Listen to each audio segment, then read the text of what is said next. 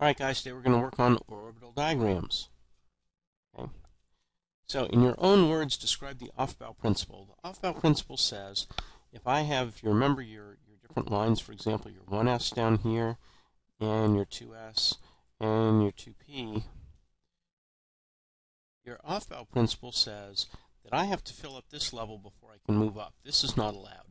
So that's an example of where the Aufbau principle is violated. If you want to put in that second electron, you have to put it in down here on the first level before you can put your third electron up here at that level. The Pauli exclusion principle says you can hold at most 2 electrons in one of these levels, and when you put them in, come on pen, you can do this. When you put them in, they have to be in opposite spins. So you're not allowed to have something like this. This is an example of something that violates the Pauli exclusion principle. You have to have one up, one down. Okay, they have opposite spins. Right, and Hund's rule says if you come to a level where you have multiple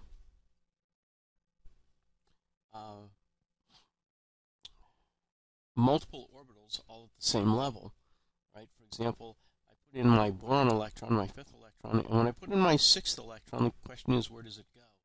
It may not go there. It's not allowed. That's what Hund's rule says. It says it has to go over here. And your nitrogen electron is going to have to go over there.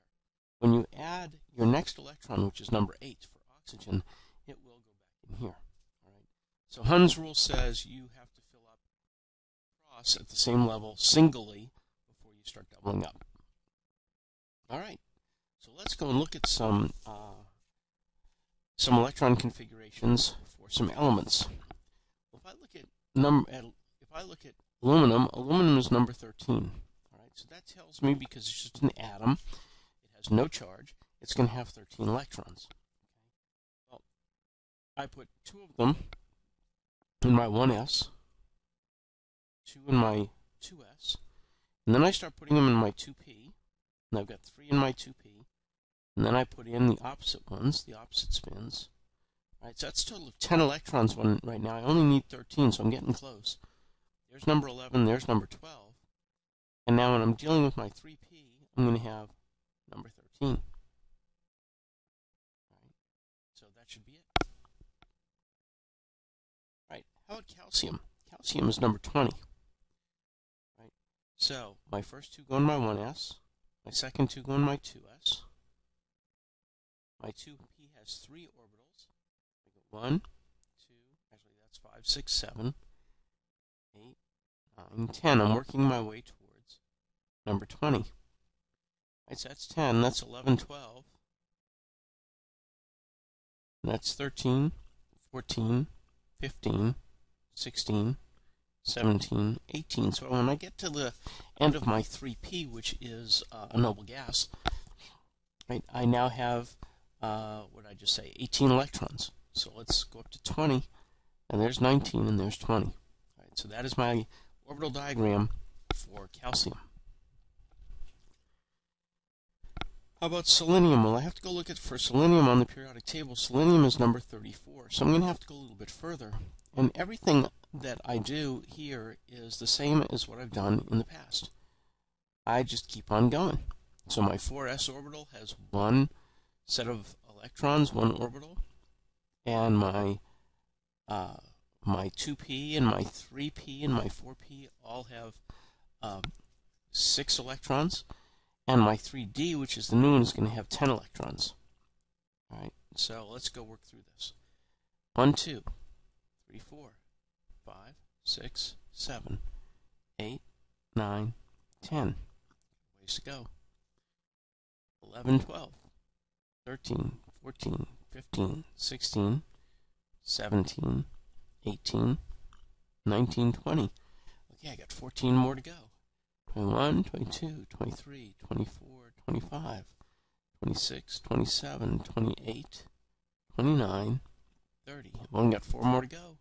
There's 1, there's 2, there's 3, and there is my 4th one. So I had to double up once. Okay. And I think iodine is our last one. That's number 53. Right? I got a lot to do here. So 1s has 1, 2s, 2p, 2p, 2p. And then I come back and do the reverse one. Right, that's 10. So far I have 10. All right, my 3s gets 2. My 3p each get 2. Sorry, I should not do it that way. Let's try that again. 1, 2, 3, 4, 5, 6. That's 18. That's 19. That's 20. So up to here, I've done 20 so far. Let's make sure and count them. 2, 4, 6, 8, 10, 12, 14, 16, 18, 20. So let's keep going. Now my 3D, I remember my 3D has 5 of these. 1, 2,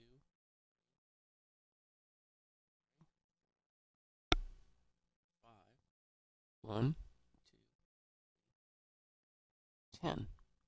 So now I'm up to 30. So by the time I get here, I've got 30. And my 4p has 6 of them. 1, 2, 3. 1, 2, 3, 4, 5, 6. So that looks like 36 to me. A good way to check, by the way, is to just look at your periodic table and look at the atomic number of the guy who ends at 4p, and it should be number 36. In fact, it is. It's krypton. All right, well, I have to go all the way up to 53, so I'm not done yet. Let's keep going.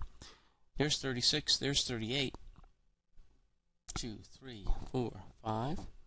So now for my 4D, I've got 1, 2, 3, 4, 5. And I've got 1.